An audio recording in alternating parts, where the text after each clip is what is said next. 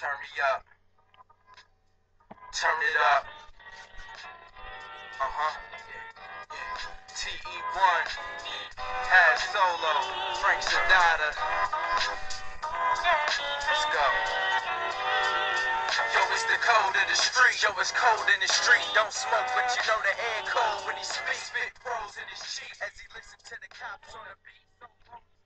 What's going on, people? It's your boy Seth, man. We're here with Seth On Sports today. Got a pretty good show lined up for everybody. First thing I'm gonna go into, man, I gotta say, shout out to my cousin on the intro, has solo. Look him up, Google him. I guarantee you'll hear nothing but good music. First off, congratulations to the Green Bay Packers. They had a great showing in the Super Bowl. They beat a very good Pittsburgh Steelers team. They did it with their defense, was one of my keys to the game. They definitely had to do it with D. There's no way you can beat the Steelers if you're just going to try to muscle them. Rodgers did great. He stayed in the pocket. The offensive line kept him upright. And Rodgers ended up being the MVP. 300 yards, 3 touchdowns. In my opinion, I thought Jordy Nelson was really close to being the MVP. He had 9 catches for 140 yards and a touchdown, but he had a few drops, so that stopped him from, getting that honor. But shout out to the Packers again. But being that we're talking about the Packers, I kind of talk about something because after the Super Bowl, there's been a lot of Brett Favre, Aaron Rodgers talk. I have a big opinion on this. People always want to make a big deal about their lack of relationship. I don't think they had a horrible one though. I think it was more like Rodgers was Favre's competition at the time. Favre saw him as that, so he treated him as such. I'm not gonna get really close or really buddy buddy with somebody that's here to take my spot. Rodgers wasn't brought in as a backup; he was brought in as a replacement. But to say that Rodgers didn't learn anything from Favre is ridiculous. He sat behind this man for 3 years, and when you watch greatness, and Favre is greatness, you don't play that long and not be great. I think that he had to pick up some really good traits from Favre, like even some of the way he just stretches the play, a flip pass here. I mean, you can see how those two would easily get the comparison between the two, which makes a lot of sense. I think Favre is one of the most celebrated quarterbacks of all time, and you just don't back that man up and not gain something and learn and be just in the essence of a great QB. So for all the people that's talking about their lack of relationship, blah blah blah, let it go. Favre was there. Favre did teach Rodgers something.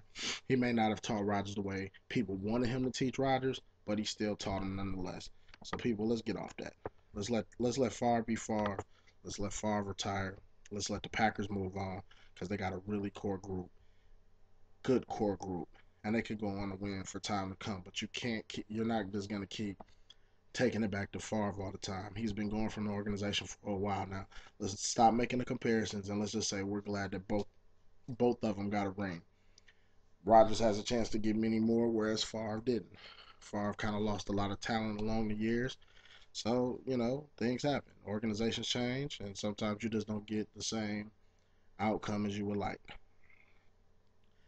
But again, congrats to the Packers. It was a great season, and we'll see what happens next season. Today was a major day in the NBA as well. Jerry Sloan retires mid-season. He's not having a horrible year with the Utah Jazz, but you're talking about a coach who's been coaching since 1988. Third most winningest coach amongst the NBA of all time. Third. The guy's a legend. I don't even know how I can watch a Utah Jazz game and not see Jerry Sloan on the sideline. He retired because he said he just didn't have the will to coach anymore, which is fair. I mean, so why sit around and possibly hurt the team more, not give your full effort, and possibly hurt the rest of the organization, or just bring a bad name to the organization and not give your all. You might as well retire. The problem I think with him retiring is that he just never got that ring, and I really think that that's going to be a problem coming up because Yes, he has a lot of wins, but people always seem to just remember this guy made this win in the championship, or this guy has this many wins. He's a great coach, a great coach. Been with the Jazz since '88. Like I said, he's the longest coach. Like he has the longest reign. Like nobody's been coaching for the same team longer than Jerry Sloan. So Jerry Sloan, Utah owes a bunch to you. Um, Great career. Hope you enjoy retirement. Got a couple other topics I just want to speak on. Some stuff that's been going on this week. Tiger Woods. I'm feeling like I need Tiger to come back.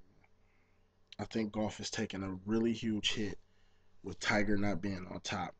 He brought such a youth look at the game, and plus just an all-around different crowd and a different audience. He brought a black crowd to it, which I mean,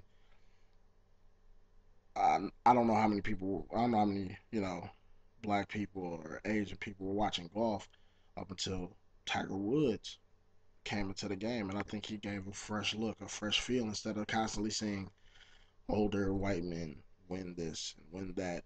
So I think it took a hit when his whole scandal came out to put a black eye on golf, and a lot of people ate that up. But I think in order for golf to continue to succeed the way it has been with him on top, he has to get back to the top. I mean, he got guys who are rookies in comparison to him calling him out, saying, I want him to be back at the top so I can beat him. Like that just goes to show people want to see him lose. People want to see him as the villain. People want to see him as the bad guy.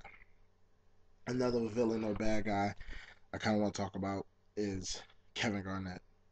Spike Lee came out with some very harsh words about Kevin Garnett saying that he need to calm the fuck down. Spike Lee, who are you to say anything?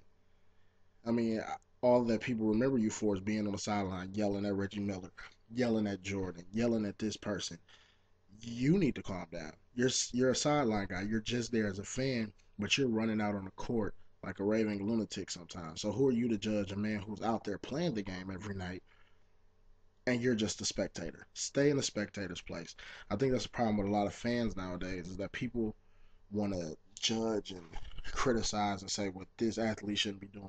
Hey, I'm a guy who looks at it from a realistic perspective. We're all human. Yes, they're in the public eye, but you got to understand that people are human. People are going to make mistakes. And I think these athletes are definitely getting a bad rep, especially Kevin Garnett. He's one of the most hardcore, dedicated, true, passionate athletes we have in all of sports. And you want to tell him to calm down because you're upset with the way he plays the game. It's the way he plays the game. Let it go, Spike. Because for real, you're making some comments, and you've been making some comments over the past few years that are questionable to me anyway. But leave Garnett alone, man. Worry about your Knicks because right now they was looking good before, but it looks like they're taking a slope, just like the Knicks have been. All right. Well, people, I got to roll. Hope y'all enjoyed it. Continue to subscribe. Follow me on Twitter at Sephdaddy, Sephdaddy. This has been Seth on Sports.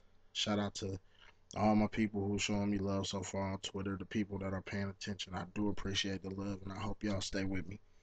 All right. Y'all have a good night. Continue to keep up on sports, baby.